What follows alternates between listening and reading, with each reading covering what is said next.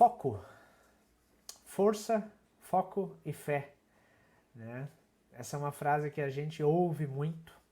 Talvez você já falou isso para alguma pessoa que estava enfrentando um momento difícil, um momento de transição, uma fase de mudanças, né? Força, foco e fé. Foco é o centro de convergência, é o ponto de convergência para onde o olhar precisa, a visão precisa centralizar, né?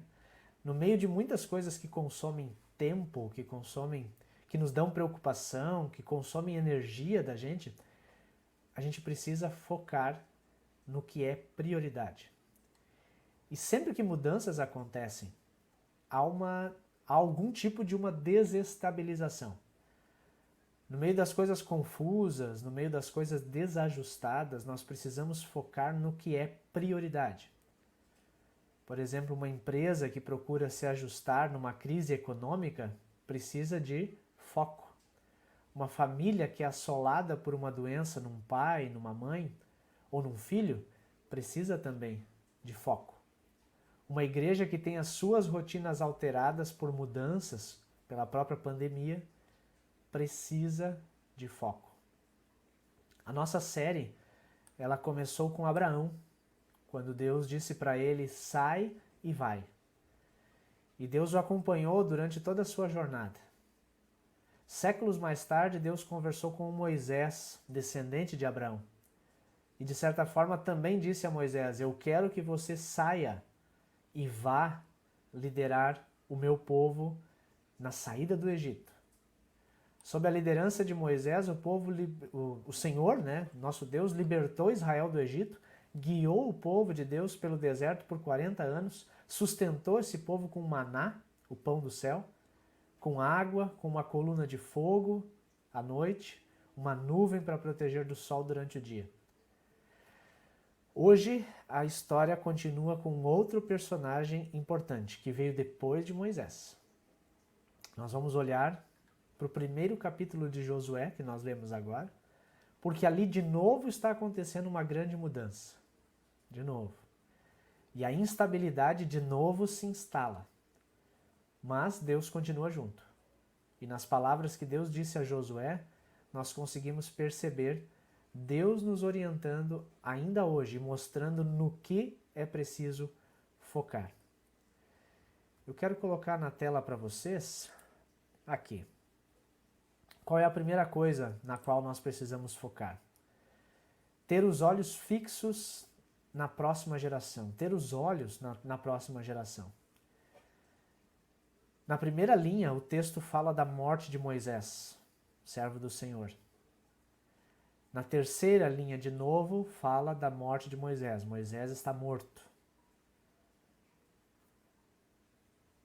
Mas na linha do meio diz que Deus conversa com Josué, filho de Num, que era auxiliar de Moisés. Ou seja, as pessoas passam, mas a missão continua. Josué não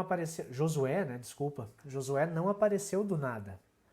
Ele estava, ao longo do texto de Êxodo, observando Moisés há muito tempo.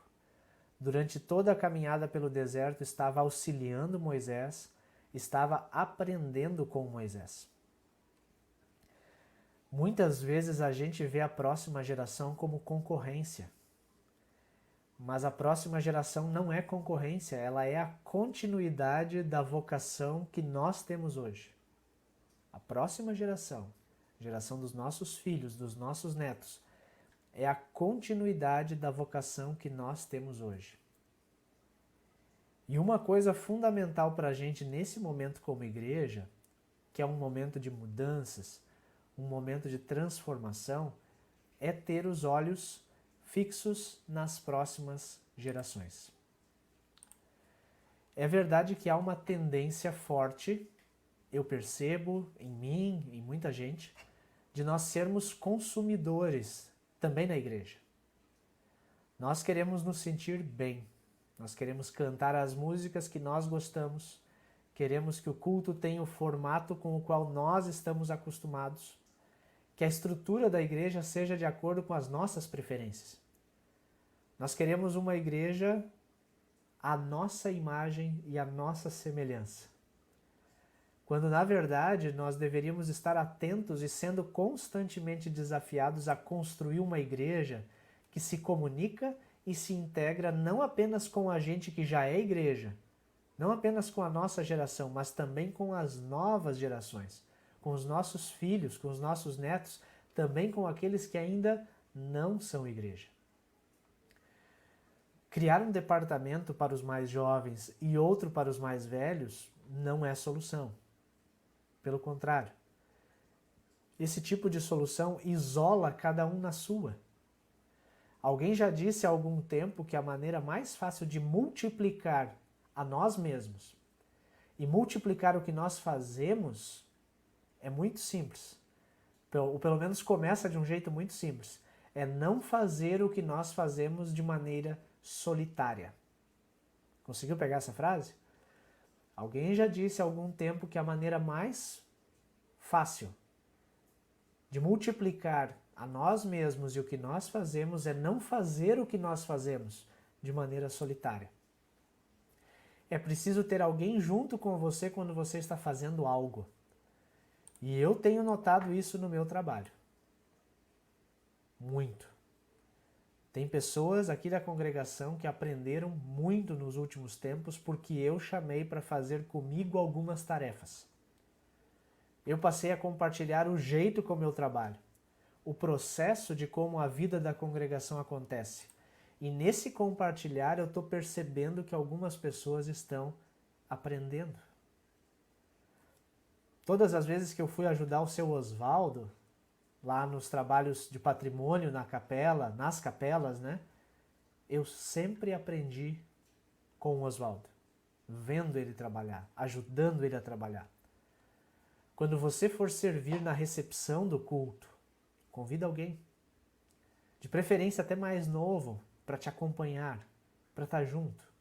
Quando você for trabalhar no estacionamento, leva alguém junto com você. Quando você for visitar uma pessoa doente, se possível, convida outra pessoa para ir junto. Parece pouco, mas é o primeiro passo para multiplicar aquilo que nós estamos fazendo.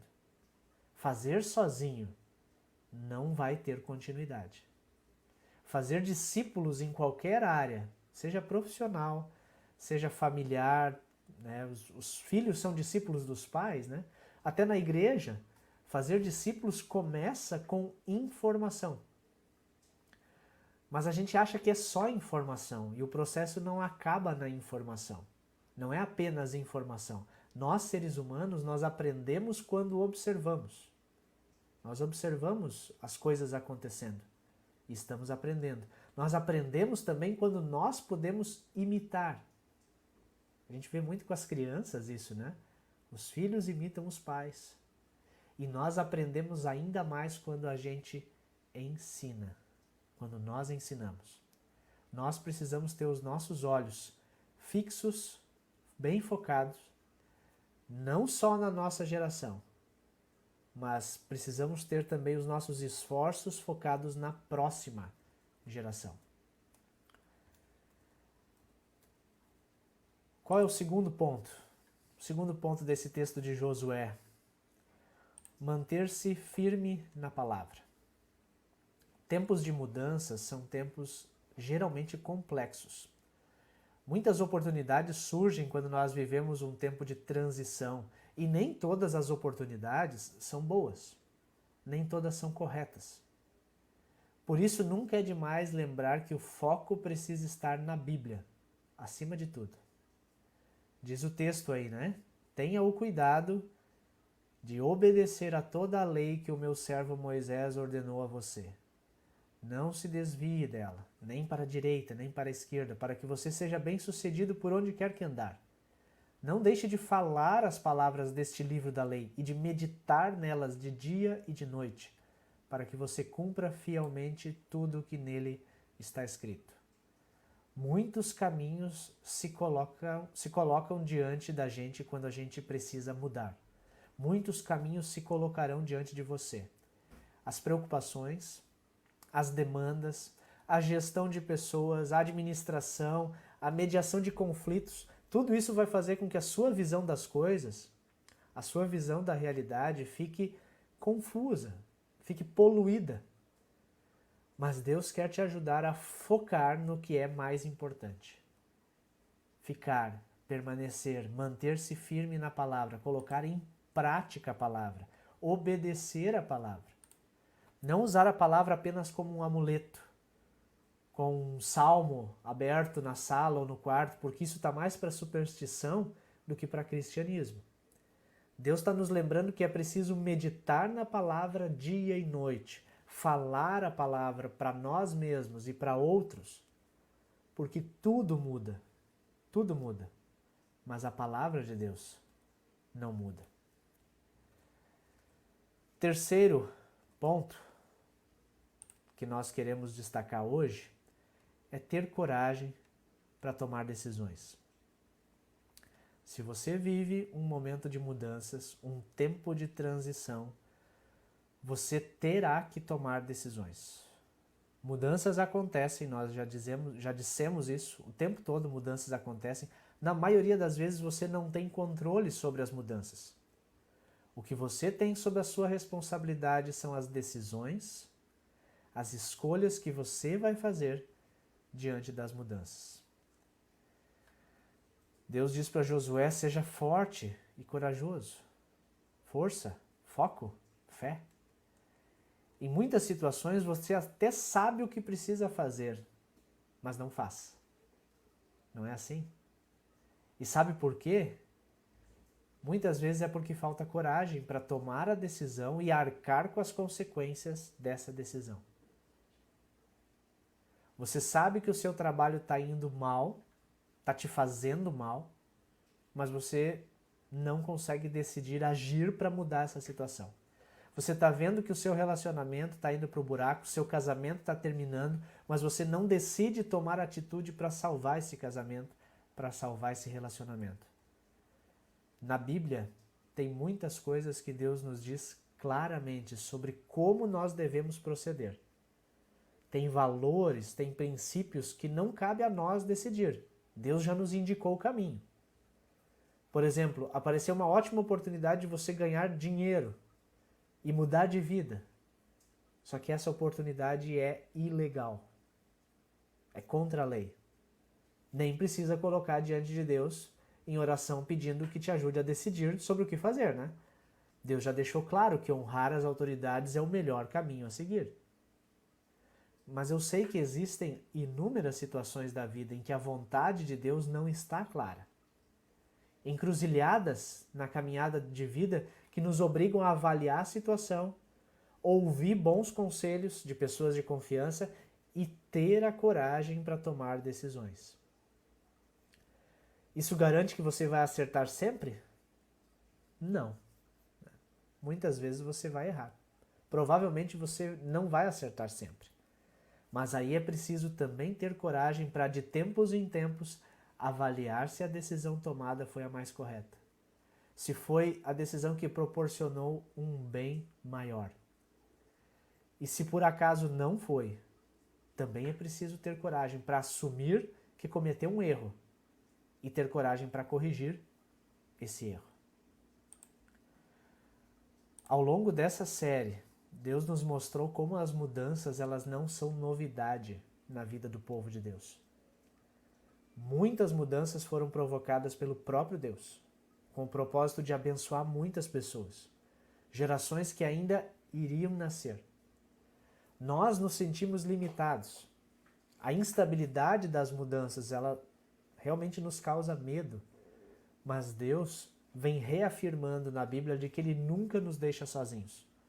Em diversas situações, Deus mesmo proporciona parcerias, pessoas que vão junto com a gente, que somam forças nos desafios. Deus está nos desafiando a focar nas próximas gerações, a deixar um legado, sempre firme, seguindo o que diz a palavra do nosso Deus.